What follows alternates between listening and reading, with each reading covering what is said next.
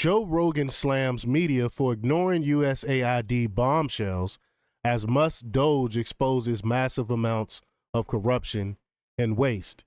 And I'm glad Joe Rogan's talking about it. And he's right. The mainstream media, they do not have the best interests of the American people at heart.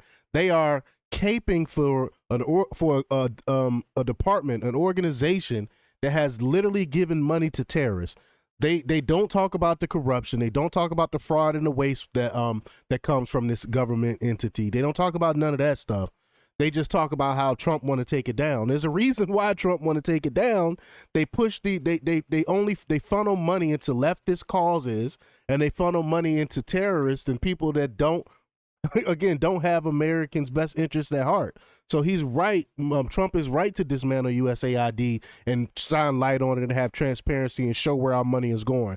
Anyone who do not want to shine light on what's happening here, that do not want transparency, that do not want to know where our money is going, they are the enemy. The mainstream media is the enemy of the people because they are pushing this bureaucracy, this administrative state propaganda that USAID is doing great work. So we're going to talk about it.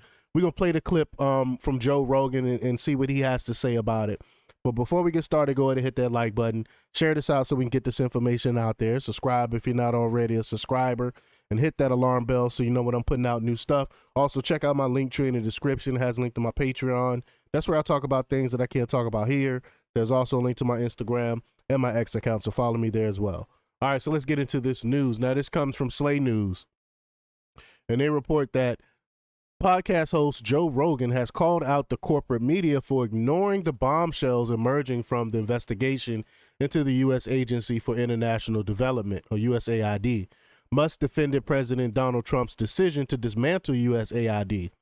The move came after Trump Department of Government Efficiency, led by Elon Musk, uncovered unprecedented levels of wasteful spending and corruption within the agency. Rogan discussed the controversial closure on his show. He blasted the corporate media for ignoring the fraudulent abuse of taxpayer money and instead focusing solely on USAID's positive contributions. Again, this is why I say the mainstream media is the enemy of the people, because if they really cared about the people, they would be exposing the corruption that's going on in USAID. But Rogan highlighted what he called USAID's excessive funding of left-wing and LGBTQ causes abroad. He noted the billions of dollars funneled into initiatives that he argued did little to benefit American taxpayers. So let's just get right to the clip here. Here we go. This USAID thing that's going on, Mike Benz has been on that like a pit bull, and I've been following him on X, and he's going to come back on here and kind of explain everything. But he explained it the last time he was here, and I don't think I really grasped it until Elon's 6 wizards. He brought in some young wizards to go in there and go over the books, and they are just finding crazy shit. It's great, and it's so interesting. I was listening to a left-wing podcast today. I like to mix it up. I listen to all kinds of different stuff, and it was like I was listening to a different world. Like they weren't even talking about all of this corruption and all this obvious buying of influence. Instead, they were talking about aid overseas and how people are going to starve. And I'm like, it's mind-boggling, and there's also, I have to say, I'm upset at the general pattern of a failure to recognize how right those of us who hypothesized that there was a racket that had overtaken our entire governance structure, we turn out to be absolutely right about this, and no one's going to mention it. That's mind-blowing. It's very strange that the media is ignoring it, especially the left-wing media. It's just too big of a win for the right, and so they're just ignoring it. And then they're just highlighting the good things that USA did, which I'm sure it probably did. Probably had to do some good things to like at least justify its existence while it's as a cover story. I'm not even sure. Maybe it doesn't change anything. Obviously, this was a mechanism used to funnel money to all sorts of things that we didn't vote on, that don't make sense in light of our constitutional structure. Right. And I obviously have concerns like everybody else about where this train takes us, but seeing that structure broken up it's a huge relief. They gave $27 million to the George Soros Prosecutor Fund. Crazy. So our own government is funding this left-wing lunatic who is hiring the most insane prosecutors who are letting people out of jail who commit violent crimes. And that's exactly how this racket worked, is that the ability to tax the American public and then effectively get us to pay for being propagandized, for being surveilled. That's a wonderful, wonderful point. We are literally paying for this stuff. We are paying to be surveilled. We are paying for the propaganda. This is coming from our tax dollars. We are paying for our own propaganda. That is wild. It's the game. And I don't know what era we currently live in. Obviously, there's a lot that's confusing about what the Trump administration is up to, but I don't think any reasonable person could be unhappy that we are exiting that era. I'm going to read off some of the things that this guy, Kanakota the Great, on Twitter listed. And this is off the Jesse Waters show. USAID, $20 million for Iraqi Sesame Street, $2 million for Moroccan pottery class. And they had a pundit, I can't remember who, somebody came out and was saying, no, we need $20 million Sesame Street to Iraq. That's good. That's like, what? Are you serious right now? Like, for real, $20 million? Oh, that's just a drop in the bucket. That's really nothing. These drop in the buckets add up. That's their cover story. These are wonderful things. Well, no, it's not. No, it's not. That's my tax dollars that you sending over there. Classes. $11 million to tell Vietnam to stop burning trash. $27 million to give gift bags to illegals. $27 million.